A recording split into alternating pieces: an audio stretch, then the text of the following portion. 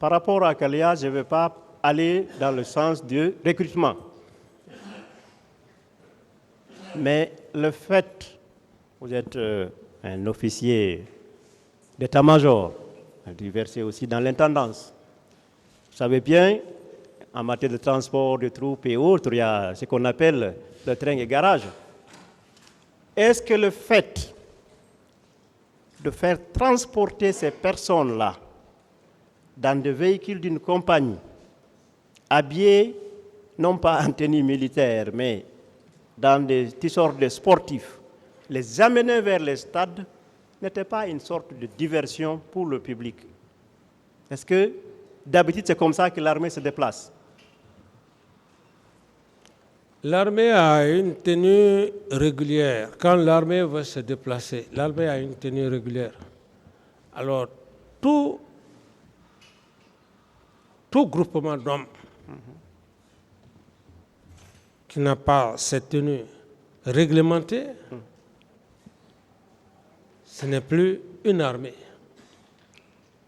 Donc, mais vous avez quand même appris que le carnage qui s'est opéré le 28 septembre a été, pour la plupart des cas, par ces recrues-là, et qui sont transportés au stade et qui se perdaient même dans Conakry, dans ces bus banalisés et dans ces tenues de sportifs, et qui ont pris par surprise la population qui aurait pu les prendre comme des simples joueurs ou autres.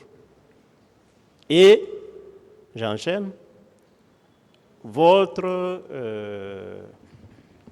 ministre de la Sécurité présidentielle, le colonel Pivi, a joué un rôle actif tant dans la réception de ces personnes au camp que de leur convoi. Quel est votre degré de participation dans ces préparatifs concernant ces recrues-là, tant pour ce qui est de la réception que de leur convoi aller-retour? Est-ce que vous avez joué un rôle à ce niveau? Je n'ai joué aucun rôle maître par rapport à tout ce que vous venez de dire. Monsieur Camara? Oui. Quel est votre sentiment par rapport à tout cela, tous ces massacres aujourd'hui?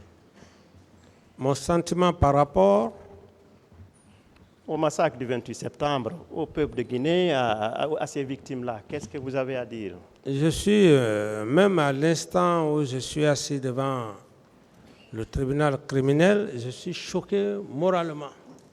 Choqué. Et c'est pour cette raison, à un certain moment donné, je me suis sacrifié pour venir répondre devant la justice. Et si aujourd'hui je suis devant cette justice, vraiment je rends grâce à Dieu et je remercie le colonel Mamadi Doumbouya qui a eu un courage titanique de donner la possibilité pour l'ouverture de ce procès afin que les Guinéens sachent réellement ce qui s'est passé le 28 septembre et que les familles éplorées puissent vraiment passer leur deuil et que les coupables soient punis par la loi, que jamais une telle situation ne se reproduise plus en Guinée. Monsieur Moussa Dadis Camara, oui. Je vous remercie pour vos réponses. Merci, Monsieur le Président, distingué assesseur.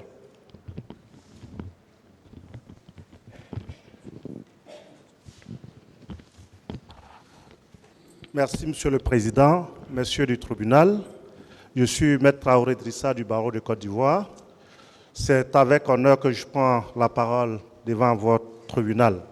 Vous me permettrez, avant mes questions, de dire merci à Monsieur le bâtonnier de l'Ordre des avocats et à son conseil qui m'ont permis de pouvoir être des votes.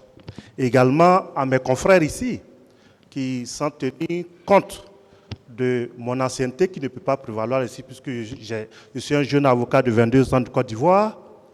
mais qui m'ont permis de prendre leur place pour poser mes questions. Mon capitaine, parce que je vais dire mon capitaine, parce que je vous ai entendu dire que vous aimiez qu'on vous appelle mon capitaine. Parfait, parfait, ouais. Est-ce qu'on peut dire que le capitaine Moussa Dadis Camara, qui était au pouvoir jusqu'au 3 décembre 2009, était un président avec l'effectivité du pouvoir entre ses mains? Reformulez très bien la question, maître. Est-ce qu'on peut dire que quand vous étiez président, chef de l'État, vous avez le pouvoir effectif? C'est vous qui décidez. Non, maître. Qui décidait? Vous avez parlé de pouvoir effectif. Ça veut dire qu'un pouvoir, ça c'est un pouvoir totalitaire. Lorsque vous prenez tout le pouvoir, lorsque vous décidez tout. Mais ce qui ne veut pas dire que je ne pouvais pas décider. C'est vous qui décidez pour ce qui concernait les fonctions et les pouvoirs de chef de l'État. Parfait. Donc c'est vous qui nommez aux fonctions militaires. Parfait. Est-ce qu'on vous obligeait à nommer des personnes? Non. Est-ce que, lorsque vous pensez que si vous nommiez des personnes, ou bien vous remplaciez des personnes, cela pouvait mettre à mal votre pouvoir? Reprenez la question. Est-ce que vous pensez que lorsque vous étiez chef de l'État, est-ce qu'il vous était impossible de nommer des personnes à des postes, que ce soit militaires ou civils? Je pouvais le faire, oui. Donc, vous pouvez donner des instructions à l'ensemble des militaires qui étaient sous vos ordres. Parfait, oui. Okay. Vous avez dit ici, et c'est pour une confirmation, que le général Sekouba Konaté était votre subordonné. Est-ce cela?